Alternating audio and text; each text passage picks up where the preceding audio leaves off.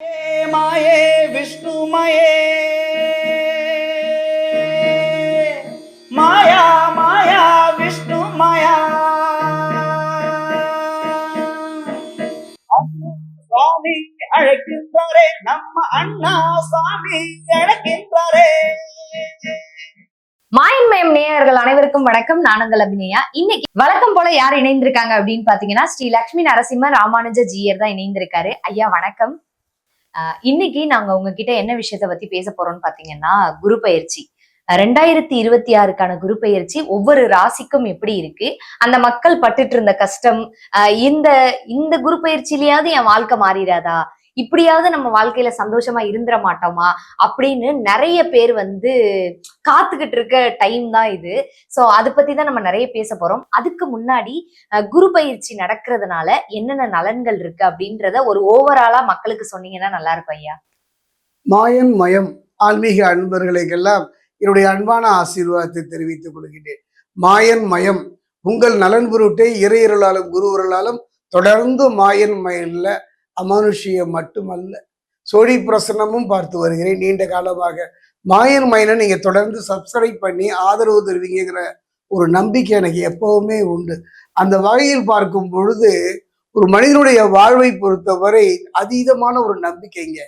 பிறப்பில் இருந்து அந்திம காலம் வரை ஒரு நம்பிக்கை. காரணம், பிறந்து விட்டோம் அல்லவா, வாழ்ந்து கொண்டிருக்கிறோம் அல்லவா, நம்முடைய வாழ்வு ஏதாவது ஒரு உன்னதமான நிலையை நோக்கி நகராதா, நாம் மட்டும்தான் கஷ்டப்படுறோமா, எல்லோரும் கஷ்டப்படுறாமோ என்றெல்லாம் கலங்கி இருக்கின்ற வேளையில இந்த மனம் இறைவனை நாடுகின்றது. உறவு கூட சில காலகட்டங்களை நம்மை விட்டு உதறி நகர்ந்து விடுகின்றார்கள். அற்ற குலத்து அருநீர் பறவை போல நம்முடைய எல்லாம் இருக்கும் பொழுது சேர்ந்த உறவு சில காலகட்டங்கள்ல பார்த்தீங்கன்னா நம்மை விட்டு நகர்ந்து போய்விடுகின்றார்கள். அப்ப மனம் தத்தளித்து போகின்றது, தவித்து போகின்றது. யாரை நம்புவது, யாரை நம்பாமல் போகின்றது போது அவருடைய மனம் இறைவனை நோக்கி நகர்கின்றது. அந்த இறைவன் சார்ந்த ஜோதிடம் என்பது ஒரு அற்புதமான கலை. குறிப்பா பாத்தீங்கன்னா சோடி பிரசன்னம் என்ற ஒரு அற்புதமான கலை. இறையருளாலும் குருவருளாலும் மாயன் மயில மட்டும் நான் தொடர்ந்து பேசிட்டு வரேன். இந்த மாயன் மயனை நீங்க தொடர்ந்து சப்ஸ்கிரைப் பண்ணுகிற ஒரு நம்பிக்கை எனக்கு எப்பவும் உண்டு. அந்த வகையில பார்க்கும் பொழுது 2026 2026 பொறுத்த வரைக்கும் குரு பயிற்சி, சனி பயிற்சி, ராகு கேது பயிற்சி. சனி பயிற்சியை பொறுத்த வரைக்கும் கடந்து கொண்டே இருக்கின்றது. குரு பயிற்சியை பொறுத்த வரைக்கும் வாக்கிய பிரகாரம் பாத்தீங்கன்னா மே மாசம் 26ஆம் தேதி, திருக்கணித பிரகாரம் பாத்தீங்கன்னா ஜூன் மாசம் 2ஆம் தேதி மிதுனத்தில் இருந்து கடகத்திற்கு குரு பகவான் பயிற்சி ஆகின்றார். இந்த காலகட்டம் நமக்கு எவ்வாறு இருக்கும் என்பதை இப்ப நம்ம சோழி பிரசன்னத்தின் மூலம் இப்ப நம்ம பார்க்க போறோம். ஐயா இப்ப பார்த்தோம்னா நம்ம எப்பயும் வழக்கம் போல இப்ப போக போறது இல்ல. எல்லா ராசிக்கும் ஒரு 3 கேள்விகள். அந்த 3 கேள்விகள் எப்படி இருக்கும்னா, இந்த நம்ம சாமானிய மக்கள் கஷ்டப்பட்டுட்டு இருக்காங்கல்ல, அவங்க பெரும்பாலுமா கஷ்டப்படுறது அந்த ராசிக்கு நம்ம சோழி பிரசன்னம் மூலமா தான் இந்த வட்டம் பார்க்க போறோம். எப்படின்னா இப்ப பொதுவா எடுத்துக்கலாம். இப்ப மேச ராசியில அதிகமா கஷ்டப்படுற விஷயங்களை பத்தி தான் இன்னைக்கு பேச போறோம் ஐயா. அதுல என்னோட முதல் கேள்வி எப்படின்னா, 2026 குரு பயிற்சி மேச ராசிக்கு நிறைய பேருக்கு வாகனங்கள் வாங்கணும்னு இருக்கும். இல்ல ரொம்ப வருஷமா, இப்ப பல வருஷமா, ஒரு 10 வருஷமா வாகனங்கள் வச்சிட்டு இருப்பாங்க. அந்த வாகனத்தை மாத்தாம ராசிக்குன்னே வச்சிருப்பாங்க. இந்த பைக் என்கிட்ட இருந்தா எனக்கு ராசி, இந்த கார் என்கிட்ட இருந்தா ராசி அப்படின்னு சொல்லி ஒரு ராசிக்குன்னே அந்த வாகனத்தை வச்சிருப்பாங்க. அந்த மாதிரி இந்த வாகன மாற்றம் வாகன மாற்றத்தை கொண்டு வரலாமா? கொண்டு வந்தா இந்த குரு பயிற்சி அவங்களுக்கு நன்மையை பளிக்குமா ஐயா? ஒரு மனிதனுடைய வாழ்க்கையை பொறுத்த வரைக்கும் இந்த ஜோதிட சாஸ்திரத்துல அந்த காலத்துல சொல்லுவாங்க, வண்டி வாகனம் மனை என்று சொல்வார்கள். மனை என்பது மனையாளையும் சொல்லலாம், மனையையும் சொல்லலாம். ஒரு மனிதன் இந்த 3க்காகத்தான் அவனுடைய வாழ்வியல் போராட்டமாகத்தான் அமைகின்றது. மேஷம்,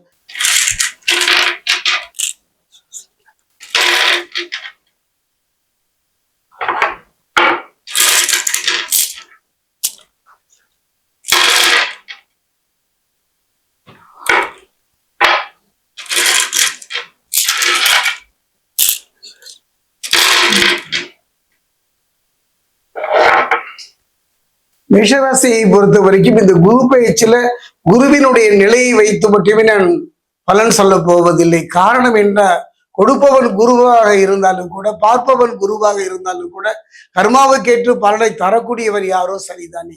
அந்த சனி பகவானை பொறுத்த வரைக்கும் எவ்வாறு இருக்கிறார் என்றுதான் இந்த 12 ராசிக்கும் சனியும் குருவையும் சேர்த்து மற்ற கிரகங்களுடைய இணைவை வைத்து சொல்ல போகின்றேன்.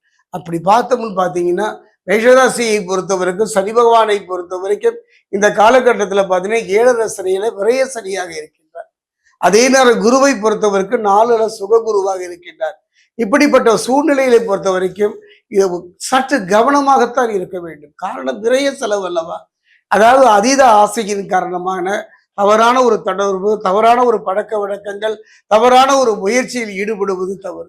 காரணம் என்னன்னு பாத்தீங்கன்னா இந்த விரய செலவே அப்படித்தானே வருகின்றது. என்றோ செய்த தவறுக்கு இன்று பதில் சொல்லக்கூடிய ஒரு சூழ்நிலைத்தானே நாம் சந்திக்க போகின்றோம். அந்த வகையில கவனமாக இருந்து விட்டாலே போதும். சுக குருவாக இருந்தாலும் கூட குரு பகவான் தரக்கூடிய ஒரு நல்ல நிலை, குரு பகவான் தரக்கூடிய ஒரு அற்புதமான யோக பலனை முழுமையாக பெற வேண்டுமானால் சற்று கவனமாக நிதானமாக இருக்க விட வேண்டும். குறிப்பா பாத்தீங்கன்னா மேஷராசி இருக்கக்கூடிய ஆண்கள் பெண்கள் விஷயத்துல கொஞ்சம் கவனமா இருங்க. அதாவது எடுத்தோம் கவிழ்த்தோம் என்று விடாமல் அதீத நம்பிக்கையின் காரணமாக அந்தரங்க விஷயங்களை வெளிப்படுத்தாமல் இருப்பது இந்த காலகட்டத்தில் சிறப்பு. யாரையும் நம்பி தன்னுடைய முழு விவரங்களை எல்லாம் சொல்லிவிட வேண்டாம். முன்ஜாமீன் இடுவதோ நீண்ட தூர பயணங்கள் செல்வதோ கவனமாக இருந்து விடுதல் இந்த காலகட்டத்தில் சிறப்பு. நீங்கள் என்னதான் ஊட்டி ஊட்டி வளர்த்தாலும் கூட கடைசியில நம்ம ஊட்டியை பிடித்து விடுவார்கள். காரணம் இதுதாங்க. நீங்க யாரெல்லாம் நல்லவன் என்று நம்பினீர்களோ, நீங்கள் யாருக்கெல்லாம் அவருடைய வாழ்வுக்கு முயன்று நின்றீர்களோ அத்தனையுமே இந்த காலகட்டத்தில் ஈடுபடாமல் போய்விடும். சற்று கவனமாக நிதானமாக இருந்து விட்டாலே போதும். அதை மட்டும் கிடையாதுங்க, கொஞ்சம் சுயநலமும் வேணும். உடல் ரீதியா சில சிறு சிறு விபத்துக்களை சந்திக்கக்கூடிய சூழ்நிலை கடந்த காலத்துல இருந்தது. ஆனால் அந்த நிலை மாறும். நீண்ட தூர பயணங்கள் போகும்போது, குறிப்பா ஆன்மீக பயணங்கள் போகும்பொழுது சற்று கவனமாக செல்வது சிறப்பு. ஒரு ஆன்மீக பெரியவரை வைத்து கொள்ளக்கூடிய, ஒரு ஆன்மீக நண்பரை இழக்கக்கூடிய, உங்கள் நலனில் அக்கறை உள்ளவருடைய இழப்பை சந்திக்கக்கூடிய ஒரு சூழ்நிலை இருக்கும். குறிப்பா பாத்தீங்கன்னா இந்த 2026 மேஷத்தை பொறுத்த வரைக்கும் விநாசகாலே விபரீத புத்தி என்பார்கள். அந்த வகையில் பார்க்கும் பொழுது கவனமாக இருந்து விட்டாலே போதுமே. ஐயா இப்ப பார்த்தோம் அப்படின்னா நமக்கு நிறைய நெகட்டிவ் எனர்ஜிஸ் எல்லாம் இருக்கும். நெகட்டிவ் எனர்ஜிஸ்னா இப்ப நம்ம வீட்டுல வந்து நெகட்டிவ் எனர்ஜி இருக்கும். நெகட்டிவாவே எல்லா விஷயமும் நடந்துட்டே இருக்கும்.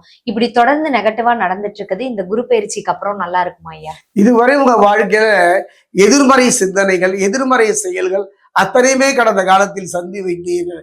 கவலையே பட வேண்டாம், அந்த நிலை மாறும். எதிர்மறை சிந்தனைகள் அத்தனையுமே நேர்மறை சிந்தனையாக மாறத்தான் கூடும். அதே நேரம் அதீத ஆசையின் காரணமாக சில தவறான தொடர்புகளும், ஏற்கனவே சில தொடர்புகளும் இன்று பயமுறுத்துகின்ற ஒரு காலகட்டம். நம்ம எல்லாம் நினைச்சுட்டு இருக்கோம் விரைய சனின்னா அது மருத்துவம் சார்ந்திருக்கும், சில விபத்துகள் தரும். அப்படிலாம் இல்லைங்க.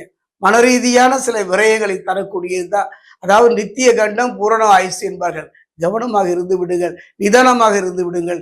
எதிர்காலத்திலே நலனை கருதி இருந்து விடுவீர்கள். அற்புதம். நல்ல மனைவி, நல்ல பிள்ளை, நல்ல குடும்பம் அத்தனையும் இருந்தும் அத்தனையும் அனுபவிக்க முடியாமல், அத்தனையோடு பேரிடம் அன்பு செலுத்த முடியாமல் தனிமரமாக வாழ்கின்ற ஒரு சூழ்நிலை அமைந்துவிடும். கவனமாக இருங்கள், பொறுமையாக இருந்துங்கள்.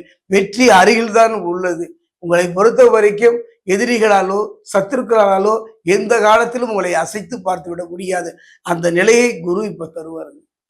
ஐயா இப்ப பார்த்தோம் அப்படின்னா அடுத்த கேள்வி என்னவா இருக்கு அப்படின்னா, நம்ம வீட்டுல வந்து மேசராசி இருக்க வீட்டுல வந்து நிறைய சுபகாரியங்கள்லாம் தடைப்பட்டுக்கிட்டே இருக்கு. இப்ப தடைப்பட்டு இருக்க சுபகாரியங்கள் இந்த குரு பயிற்சிக்கு அப்புறம் நல்லதா நடக்குமா ஐயா? கண்டிப்பாக நடைபெறுவதற்கான ஒரு வாய்ப்பு தான். அதனால்தானே 4 குரு விரைய செலவை தடுத்து விடுவார்.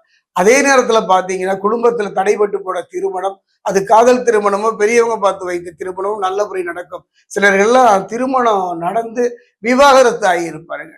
அடுத்த திருமணம் நடைபெறுவதற்கான ஒரு நல்ல சந்தர்ப்ப சூழ்நிலையும் அமையும். கணவன் மனைவிக்குள்ள சில கருத்து வேறுபாடுகளும் மனக்கசப்புகள் வந்தாலும் அத்தனையும் கலத்தகாரர்கள் என்று சொல்லக்கூடிய சுக்கிரன் 2026 குரு பயிற்சி வந்து அவங்க மேச ராசிக்கு வந்து இன்னும் நிறைய நலன்களை கொடுக்கணும், இல்ல பாதிக்கப்பட்டிருக்கவங்க வந்து அந்த பாதிப்புகள்ல இருந்து மீளணும் அப்படின்னா என்ன மாதிரி பரிகாரங்கள் பண்ணலாம் சார்? நான் முன்னதே சொல்லியிருக்கேன், பரிகாரம் என்பதெல்லாம் சோழி பிரசனத்தை இல்லாவிட்டாலும் கூட மழைக்கு குடை போலதான். அந்த வகையை போல ஒரு ஆறுதல் தானே, ஒரு சந்தோஷம் தானே. எப்பொழுதோ செய்த தவறுக்கு எவன் ஒருவன் தன் தவறை உணர்ந்து விட்டாலே போதும், அதுவே ஒரு நல்ல பரிகாரம் தான்.